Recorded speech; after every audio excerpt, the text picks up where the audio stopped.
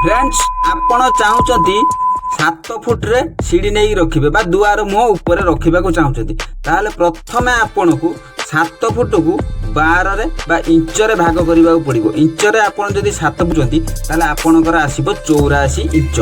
84 inch आपणकर हला 84 inch को जदि आपण राइजर रे 6 रे भाग करिवे एटा हला राइजर बुझले।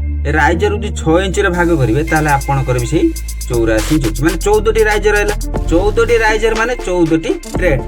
देखो ऊपर जोटा रहला राइजर एटा राइजर तापर एटा होची ट्रेड ताले से 14 टी ट्रेड 14 टी ट्रेड रो जदी आपण हिसाब करूचंदी से भाग भी 14 टी ट्रेड रो लंब होउची 100।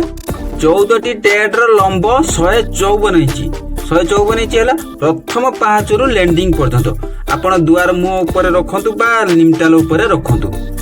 आपण निश्चय कमेंट रे जणेबे 154 इंच जे केते फुट होउची।